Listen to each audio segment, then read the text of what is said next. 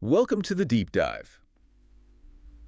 Today we're diving into some pretty controversial news. Yeah, it's been all over the headlines. It has. We're talking about Trump's executive orders, Mm-hmm. and they're targeting DEI programs. Diversity, equity, and inclusion. Yeah, and we've got a lot of sources to pull from. A lot to unpack. Yeah, Forbes, CNN, and even the Associated Press have been covering this. So, a lot of different angles to consider. For sure. And I think what we really want to try to figure out is what impact these orders could have Yeah, the potential impact. on everyone, the public sector. Private sector, too. It's Exactly. a pretty complex situation. It is, but I think we can break it down. Yeah, definitely. So one of the things that really struck me is how quickly this all happened. Right. Like right out of the gate. Yeah. Within 48 hours of his second inauguration, Wow. Trump signed this series of executive orders Yeah. And the main goal seems to be to halt all federal DEI initiatives. So please. As far as I can tell, it's like they're trying to wipe the slate clean. That's a big change. It is. And we're talking about some pretty drastic measures here. Cutting chief diversity officer positions, putting DEI employees on paid leave, even requiring federal contractors to prove their DEI programs don't violate anti-discrimination laws. But the thing that really caught my eye was, What's that? well, Trump actually revoked a 1965 order. Oh, wow. I didn't know about that. Yeah, it's a pretty significant detail.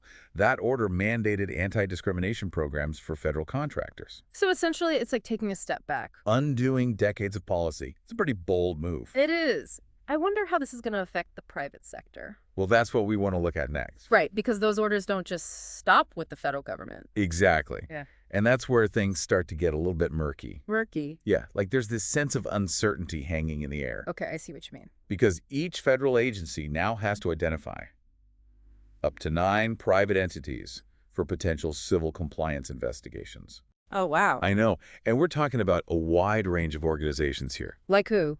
Publicly traded corporations, nonprofits, foundations, even state and local bar and medical associations. Really? Yeah. And universities. Oh, yeah, definitely. Universities with endowments over $1 billion are on the list, too. So even though the orders don't explicitly say what the consequences are, Exactly. There's this looming threat. like a sword hanging over their heads. Right. Because the Attorney General will be making recommendations. And those could include... Legal action. Whoa. I bet that has a lot of businesses feeling pretty uneasy. Oh, absolutely. They've invested in DEI programs because they see the value. Right, and now they're facing potential investigations. That's a lot to handle. It is. And it makes you wonder if companies will be hesitant About. continuing their DEI programs, even if they truly believe in them. It's a good point. Hmm. Do you think these orders could have a chilling effect on businesses? It's possible. Some experts are saying that these orders could make companies hesitant to implement or even maintain DEI programs. They fear legal challenges, scrutiny from the government. It's almost as if they're caught between their values and their legal safety. It's a tough position to be in, for sure. And then there's the EEOC to consider. The Equal Employment Opportunity Commission. Right. For anyone who's not familiar with the EEOC, Yeah, what do they do? they handle workplace discrimination complaints. Okay, so they're kind of like the watchdogs. Exactly. And the thing is, Trump appointed Andrea Lucas to lead it. Who is Andrea Lucas? Well, she's been a pretty vocal critic of DEI. Oh, interesting. And Lucas has been very clear about her priorities.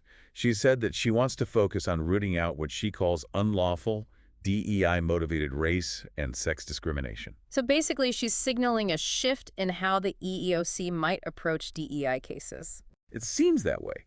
And that raises some big questions. Like, how might the EEOC under Lucas influence legal interpretations surrounding DEI? And could their ruling set a precedent that impacts how businesses approach diversity in the future? That's a lot to think about. It is.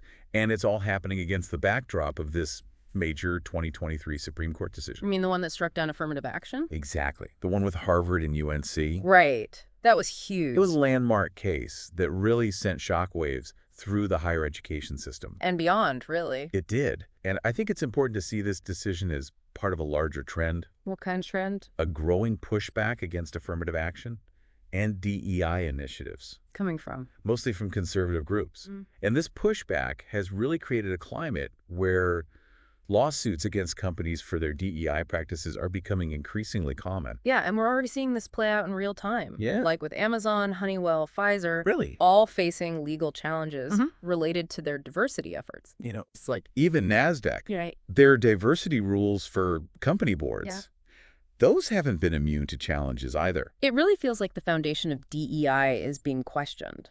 Yeah, it's definitely a dynamic and evolving situation. It is. And it makes you wonder, Yeah. like, where do we go from here? I think that's the million-dollar question right now. For sure. And, one thing that really struck me was how this executive order rescinded the 1965 order Oh, yeah, the one that allowed for investigations, right into discriminatory employment practices. even if employees weren't aware of them. That's the thing.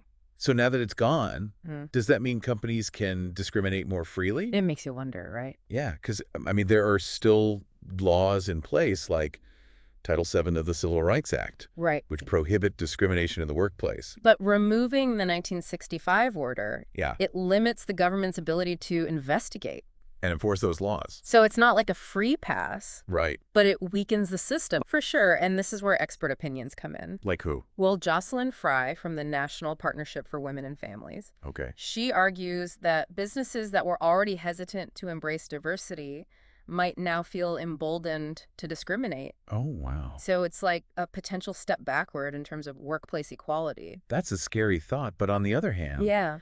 there are those who believe that these executive orders are all about merit.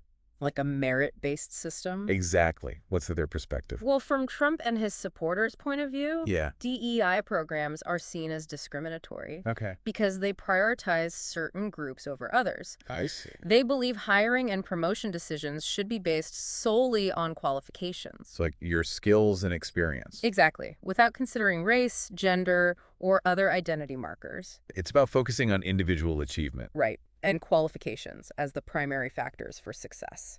So it seems like there's this fundamental clash about the role of diversity and its relationship to merit. A clash of ideologies, you could say. Yeah, and it's a debate that's happening everywhere, In courtrooms, boardrooms. all over the country. And it's all happening within this larger cultural shift that we're seeing. Yeah. Could you talk more about that? Sure. I think one of the biggest changes is this growing awareness of systemic inequalities. It's like with Black Lives Matter and #MeToo. Those are prime examples. They've really pushed these issues to the forefront, Uh-huh. challenging assumptions and power dynamics. So it's not just about individual acts of prejudice. Right. It's about recognizing how systems and structures can perpetuate inequality. Even unintentionally. Exactly. Even without overt discrimination. So how does that connect back to the debate over DEI? Well, it creates this context where these discussions about diversity and inclusion Yeah. are happening with a greater sense of urgency. Okay. There's this understanding that just treating everyone the same isn't enough Right. to achieve true equality. We have to actively address the systemic barriers to create a level playing field, You got it. It's not about being colorblind or gender blind. but acknowledging and addressing historical and structural inequities. Exactly. Recognizing that we all come from different starting points. And true fairness means taking those differences into account. This deep dive has been really eye-opening. Yeah. Show me how interconnected all these issues are. It's complex for sure. From Trump's executive orders to the Supreme Court ruling on affirmative action to the broader cultural shifts Yeah, it's all part of this larger conversation. about the kind of society we want And what fairness, justice, and opportunity really mean. in today's world. It's constantly evolving. It is.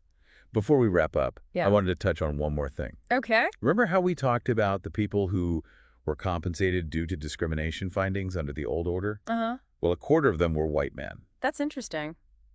What do you think of that? Well, it shows that discrimination can affect anyone, Right. regardless of background. Anyone can be a victim. It challenges the idea that anti-discrimination measures only benefit certain groups Wow. because fairness and equity ultimately benefit everyone. Yeah, it really highlights the need for a more nuanced approach. For sure. You know, when we think about creating a just and equitable society. It's not about pitting groups against each other. Right. It's about ensuring fairness for everyone. Absolutely. Earlier, we heard from Jocelyn Fry, who believes these orders could embolden some businesses to discriminate. Right. But are there other expert opinions out there? Yeah, there are a few different viewpoints floating around. Like what? Well, Craig Lean, for example. Okay. He used to head the Labor Department office that oversaw this order, Mm-hmm. and he's arguing that rescinding it doesn't give companies a free pass to discriminate. Okay. He says they still have to follow Title VII of the Civil Rights Act. Right, which prohibits workplace discrimination. Exactly. Yeah. So it's not like all the rules are gone. More like a shift in enforcement. Yeah, you could say that. So companies still have to be careful. Oh, absolutely. They still have legal obligations. And this is where things get a little tricky. Yeah. Why is that? Well, another legal expert, Okay. David Fortney, Mm-hmm. he said a lot of his clients are concerned about the lack of clarity. About? What exactly constitutes an illegal DEI program? Oh, Like, where's the line? Right. What can they do? What can't they do? Exactly. It's kind of a legal gray area. It is, and it makes it tough for businesses to navigate. They want to promote diversity and inclusion. But they're also worried about legal repercussions. It's a tough balancing act. For sure. It highlights the need